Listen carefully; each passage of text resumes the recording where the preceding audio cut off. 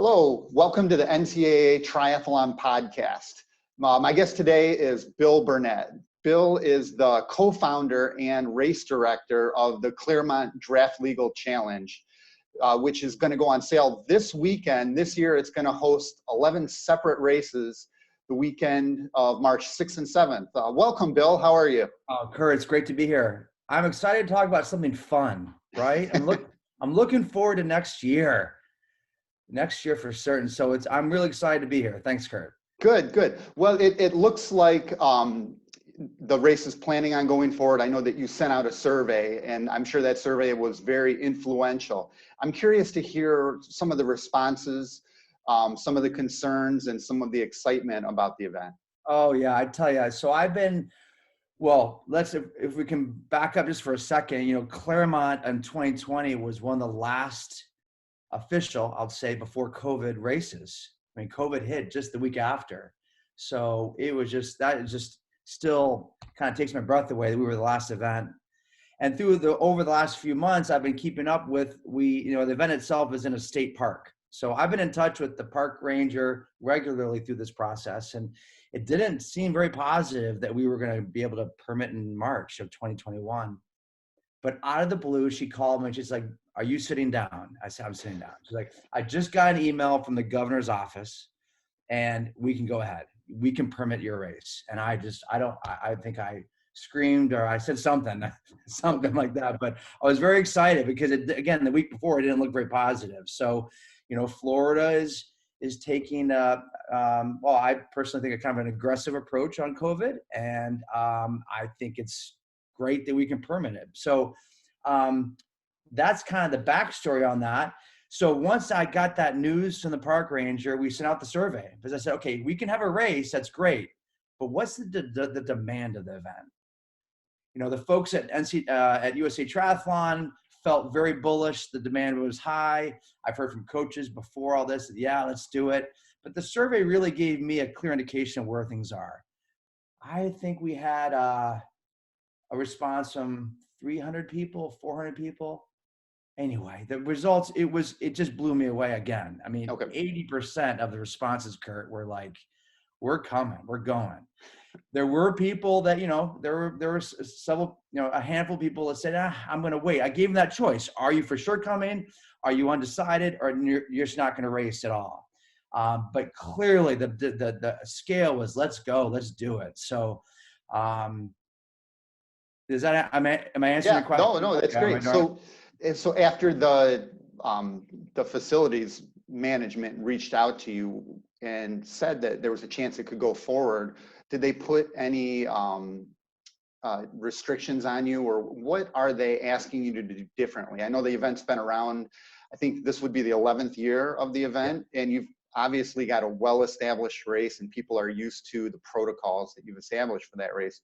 What are they asking you to change? Well, that's still, honestly, that's a lot still to be decided. You're exactly right. The park is called Lake Louisa, and the people there running the park they've been just like a partner of ours every year. Our event actually is one of their largest events in the park. It brings in, so they love the event and they're very supportive of the triathlon. So there are some additional contracts to be signed, some more discussion on what kind of protocol we'll be taking. But honestly, Kurt, it's still so new because I just heard the news, 2 weeks ago. I don't have a lot of details on that. Okay. So I think, just to confirm, you're asking, what are they going to ask COVID related, right? Correct. Okay. And it's still so new. So I got the thumbs up. You can go, Bill. We're opening registration on Saturday. And then I believe over the course, of November, December, January, there's going to be more conversation about it all. Well, I guess the important thing is that they're excited to have us back and that they've given you the go-ahead. Making those decisions about the specifics will fall into place. And there's other events that have happened where you could sort of follow what they've done. I know in the juniors world, they had 2 races over the summer in the midst of the outbreak, one in Iowa and one in Pleasant Prairie. And they put out some very common sense guidelines, and everybody was very happy to follow them just because they were happy to have the opportunity to race. And that still seems like the world that we're in. So just with, I think, a little bit of pre-planning, hopefully everybody will Oh, there's gonna be a lot of planning, and then we're all, my message, I might say it a few times in this call, but we are all in this together. I think the athletes have a high level of respect, and they know that the product that we deliver, we've been doing it for 11 years, and they feel comfortable with what we do. And we're going to do our very best to make sure things are safe, not only on the race course, but then of course with all the virus thing as well. Sure. So I don't know. I think it's kind of, we're going to be learning through it. The athletes are going to be trusting with us with it. We're all going to work together on race weekend and have a great weekend, because it is. We have, if I can go into the schedule for just a moment, there are 11 separate races over 2 days. Well, and it seems like you've actually added races, which is a good sign. Right. So in the high, we have the elite race that's been approved, and we'll have the elites there. That's been a cornerstone and a wonderful part of the event. Then we go to the EDR, the athletes that are ages 16 to 25. And, we've now done, for the last few years, we've offered 2 racing 2 days, and all the athletes come and they race Saturday and come back and race on Sunday. And that's the top 3 finishers get their pro cards. So you got elite, EDR. We've got 2 days of youth races. We're going to add on 12-year-olds now, which is new for us. So 12 to 15-year-olds can race youth. We've added the NCAA race, which we can talk about more. And then an age group race. So all in all, there's 11, and they're all draft legal. I don't know if there's I don't think there's another event like this in the country where it's all draft legal, 2 days worth, Right. and early in the year. So yeah, I agree with you. I don't think there is an event like this. And what I really like about the event is just the depth of it. It's not just a one-day event. It's a whole weekend event. And I really think that EDR race is special. I like that it's open to kids as young as 16. So you've got some of the top juniors who get to race with athletes that they never would have been able to race with in the juniors series. And it's a real testing ground for them. It is. And if I can throw out a name, Steve Kelly, was back in the day, was kind of Steve has done so much for that EDR to see it grow. Because you're right, Kurt, in the earlier days, so we max out at 75 athletes, as you know, each race. In the earlier days, we might only get half that. But now it's like we open registration and it sells out fast, especially the EDR men. Every year, EDR men sells out. And the great thing is that the women's race continues. Like last year was our biggest EDR women's field ever, which I attribute to the NCAA movement.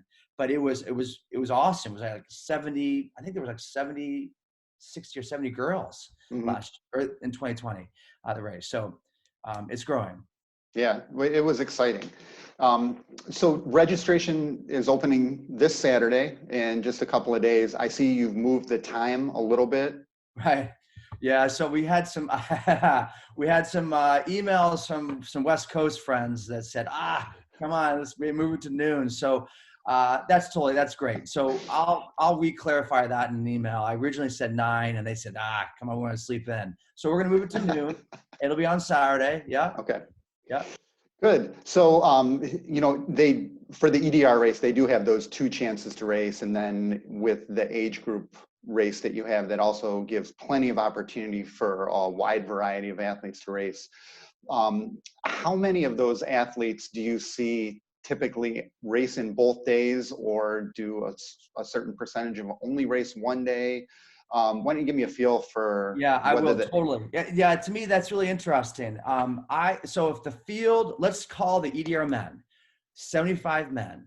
Out of the 75 men, 10 of them were only raced one day. So that means 65 men raced on Saturday, and they're going to come back on Sunday. I ask why. Many times it's just the athlete can only come one day. So they only can travel they just want one day, but majority, they go 2 days. And for that, I should share, there's a discount. If you race 2 days, there's a little bit of a discount, versus just racing 1 day. When they are registering 1 day versus 2 days, and let's say that the field's it's competitive to get into and it sells out quickly, is there an advantage to doing one way or over the other, or is it just random how they get in? If they register just for 1 day as opposed to the 2 day, do they have a better chance of getting into a race if the race would go to a wait list? Does your registration system prefer one type of entry over the other? No, it's open. They can pick at noon. You can pick whatever you want. 1 day, so you can pick Saturday only, Sunday only, or both days. Okay, so you don't allocate spots just for a 2 day package or the 1 day package? No, because honestly, people, the demand, what we're seeing, it always is people are going for 2 days. Okay. I mean, the thing is, right. I mean, you're traveling wherever you live. You may be driving to Clermont, Florida. You may be flying there. However you're getting there, it's investment. And so I think if you're going to make it, go 2 days. It's just so fun. And you're right. There's something like, you said something special about the EDR. I think there's a lot of camaraderie. Like, I feel like when they come back on Sunday and they're on the starting line, like they know the guys that they raced against the day before. Yeah. There's a lot of fun. Just to me, it's very unique, and it's pretty cool that way. Yeah, well, the course at Clermont is very technical. It's a different type of swim. You have to swim through the weeds to sort of get out to the course. You've got murky water. The chute running into transition. It's beautiful, but there's a lot of places where you can make mistakes, especially with how technical the bike course is and coming back through transition. So I'd imagine that most of those athletes, nobody ever has a perfect race, right? There's always something they wish they could go back and redo. And Clermont is the type of course where the more you do it, I would think the better. Well, that's true. And I should probably go verify this before I say this, but usually the top 3 men are not the same top 3 men on the next day. Right. And maybe they're working to help out one of their athletes to be on the top. However the gamemanship is going, that's beyond me, but usually it's different top finishers. And by the way, I should, this is important, that the elite card, it's the top 3 men on EDRs, men and women, on Saturday, and then again on Sunday. So it rolls down. Okay. Right. If you won on Saturday, you race on Sunday, you win it again, it rolls down to the next person. Okay. So is the EDR also open to athletes who already have that elite card? Good question. You mean they have the card, but they haven't gone pro or haven't gone elite yet? No, they have the card and they have gone elite and they want to do the race, or do you have to be an amateur to race in the EDR? No, I have had that before, but just a handful, Kurt, where they would race the elite race on Saturday and then they want to race again on Sunday. And if there's room, we put them in on the Sunday EDR race, if that's what you mean. Yeah. Can I go back? You brought up a good point. I don't know did you want to talk a little bit about the course or not so much? Sure. Go right ahead. What do you want? I think it's the Clermont venue, I use the word, it's a kind of an intimate venue. Parking is within the venue itself, so there's kind of a little logistical thing with that. But it's a beautiful venue, I think, in that you mentioned the swim. The swim is starts from the beach. The water is, you said murky. It's like you're swimming through Coca-Cola, right? Right. It's black. It's black. And I'm a swimmer, so I know it's weird. You can't really see much, but it's actually from the sap from the trees that makes it black. It's not like thick and murky. It's actually, I would drink from it. It's so, every year we test the water, of course. It is so clean. I'm telling you, you could literally drink from that. It's so clean, that water. But in any event, it is black. And so that's kind of weird to kind of see things. It doesn't get very deep at the deepest part, maybe 10, 12 feet deep at most. But what's interesting, but every year, Kurt, is that the wind can kind of make it, the way the wind blows off, it can really create some really challenging situations and maybe some really easy situations. So it can change throughout the day with the wind, the way the prevailing wind comes, it can really change the venue. Mm-hmm. Anyway, and then you run. Sorry, any questions on that, on the swim? No, not at all. And you're going up that boardwalk as you picture, as you 100-yard boardwalk, and you get to the venue. You're right. And then the bike course, there's some nice S turns. What do you call them? Yeah. There's some curves. I love the pavement. It is like it's perfect pavement. Like because it's in a state park. It's super smooth. It's 4 loops. For the EDR men and women, and then a 2 loop of the run course. So. Okay. Well, and I like the fact that the bike course actually comes back through the transition, just like in a lot of ITU races. It's got that pro feel to it. Good call. Yeah. Thank you. Thanks for mentioning that as well. That's exactly right. Yeah. Yeah, no, it's a great site, and it's pretty easy to get out of there too when the day's done. I know getting in can be challenging. You've really got to time it if you're not going to be there all day, but the way that you can just sneak out of the back. We'll help. Nice. Yeah, it's not as complicated, right? Exactly. And there's a nice little area for teams. It's in the area to set up their tent, so it works out really well. Again, it's a well-oiled machine. It's like it kind of works like clockwork, frankly. Oh yeah, I've been down there the last 3 years, and I'm very happy with how the events run, and just the level of talent that you get there. I really think it's the premier race in the springtime. It sort of opens the year. I know in the last year there was an earlier draft legal race on the West Coast. But I think when everybody's sort of scratching out their calendar for the year, Clermont is what starts the year for most draft legal athletes. Yeah, no, it's true. And look, I run the event. I'm the race director and all. I mean, I mentioned Steve a little bit earlier, Kelly. I have to mention Jared Schumacher. I mean, Jared and I were friends before all this happened 11 years ago when he was living in Boston and made the Olympic team. And he's like, Bill, we got to do this event in Clermont. His vision to add more draft legal opportunities was just as strong 12 years ago as it is today. And so I live here in Boston. We went down to Clermont. He eventually moved to Clermont.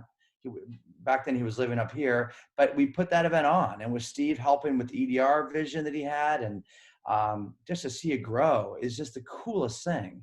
Mm-hmm. Because it was a 1-day event I recall back in the day, and then demand grew to go to 2 events. So I got to give Jared a lot of credit because he was onto something, and we've built something really special for sure. Yeah, well, that's great.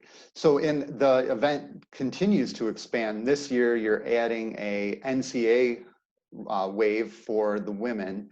How did that come about?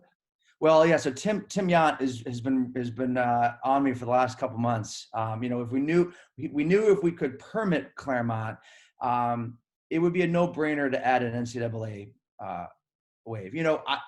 Was it 5 in 2014? This same venue was the first collegiate national championships for the girls. Oh, I didn't realize that. Yeah, it was. So back in October of 2014, we put it on. And so that worked out really well. Well, it's the perfect. I mean, it's a perfect draft legal venue. It really is. I think the COVID situation with the NCAA losing their fall season, I think you're going to get a lot of teams who will make the trip in the spring to race, who normally wouldn't make that trip, especially some of the Division II and III schools who, when the spring is their non-traditional season, so they usually have a lighter schedule and usually only race once or a couple of times. And this year, everybody is just nobody's been able to race. Totally. So I totally agree with you. So 100%, and that's what Tim completely. Yeah. I mean, I was sold right when he said, "Should we do it?" Let's do it, because we have the room. We have room in the schedule for it. It'll be, I recall, mid-Saturday, like a 3 o'clock time on Yeah. Saturday. Okay, but a couple things on this race, Kurt, is, one thing, it's going to be the lap out rule is going to be relaxed. I just found that out yesterday, Okay. meaning we want the girls to come and have a great experience. There could be a wide range of athletes. Girls that might do the EDR race the next day. They may be stronger in the field than some of the newer girls. So we're going to just relax it. And because we want everyone to finish and have a good experience, right? So are you good on Well, that? I was just going to say, I know that for your F1 race, you've got a policy, and I was wondering if that's sort of the policy where for the spirit of I forget the exact wording, the spirit of the sport, or that you're going to let everybody compete and finish, but for scoring purposes, the lap out rule will be enforced. Is that similar to how you're going to? That's correct. That's exactly right. Look, as a race director, as a parent, I'm a coach too. I coach a local swim team here, but yeah, you want everyone to come down and have a good experience. Yeah. I mean, to force out a lap out, we've done that in past years, and it just breaks my heart. I mean, they're just these young kids, the youth, for example. They're upset, they're crying, and we don't want that. We want to build the sport. We want to build some momentum and some excitement around it. Yes, it's a rule in some events. That's great, but in Clermont, we relax it in the NCAA race. We're going to relax it in the youth races, generally speaking. In the EDR, we don't, but right. Right. Well, I think that's just common sense, especially with the youth, because you do want to encourage participation, and it's crushing as a coach. It's one of the hardest things to deal with is young athletes who've gotten lapped out. In the NCAA, that's one of the we're still an emerging sport, and it's still growing. And some of the growing pains of the sport is sometimes we have to race across all divisions. So you've got girls who have been racing for 10 plus years, who are very talented and very experienced, lining up against maybe a single sport swimmer who's being converted to a triathlete. And with a 4-loop 5K per loop course, that margin of error is so thin.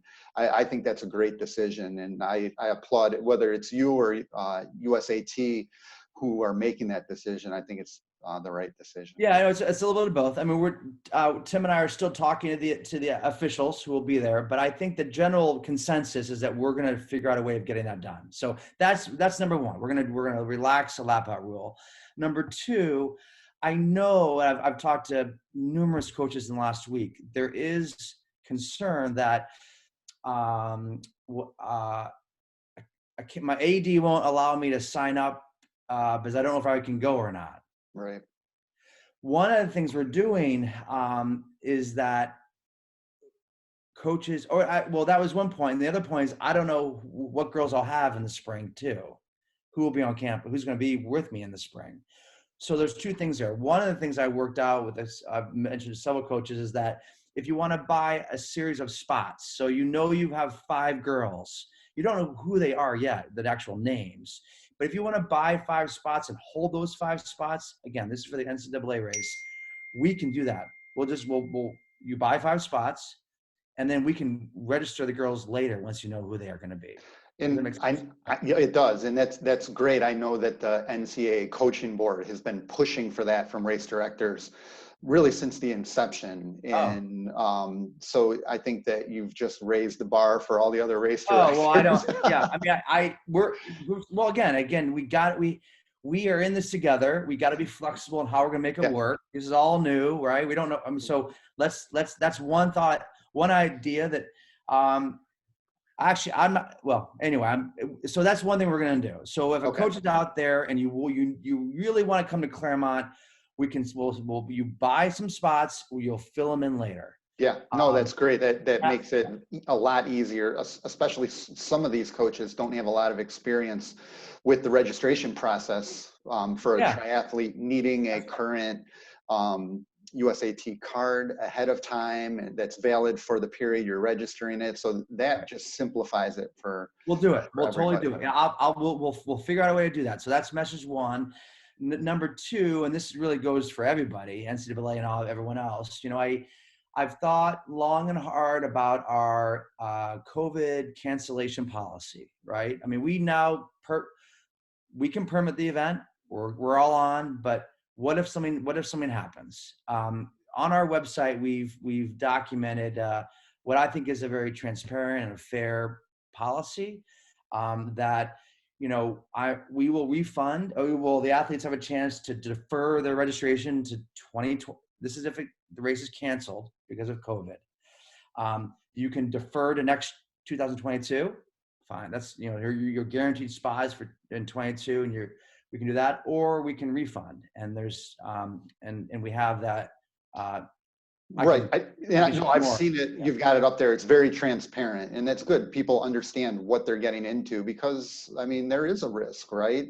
With the climate, whatever region of the country you're in, and you'd like to think that we're headed back in that direction, but things may get postponed or pushed off, and to have a transparent policy out there, I just think makes everybody feel it. You have to do it, right? Because you have to do that. And I think a lot of race directors, unfortunately, through this year,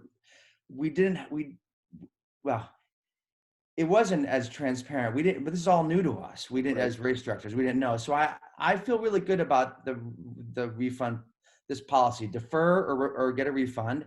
I think and another thing is, I think it's very fair. I think if I was the athlete, I would turn around and think, well, that makes a lot of sense. It's not 100% refund, but there are certain percentages based on when the event, if it is ever the permit's pulled, you'll get it. You can get a refund. Yeah. So anyway, I think it's a very fair, and everyone, by the way, everyone's been very supportive of it since I published it a couple of weeks ago. Yeah, well, I think everybody's just happy to have the chance to race, and it's a small risk that we're willing to take. Well, that's great. So, Bill, do you have anything else that you want to tell us about the race, about the weekend, about any other events that you've got going on this year? No, look, Clermont, if you have not been to Clermont, it is awesome. And it's an affordable vacation, if you will. There are teams come down and they get Airbnb houses. There are great local pools, long course pools, short course pools. Obviously, you can run and bike anywhere. So a lot of teams take this opportunity to spend the weekend, for sure, or even the week. And sometimes they back it up with the other event in Sarasota. So you have, Clermont, and then the weekend after that goes Sarasota. And you can take that week, if you're able to just get the team bonding and work out. So that's another thing that's fun about this kind of time of year with the events. Good. Well, thanks, Bill. Thanks for talking to me today. And I look forward to seeing you March 6th and 7th. Awesome. Thanks again, Kurt. Okay. Yep. Bye.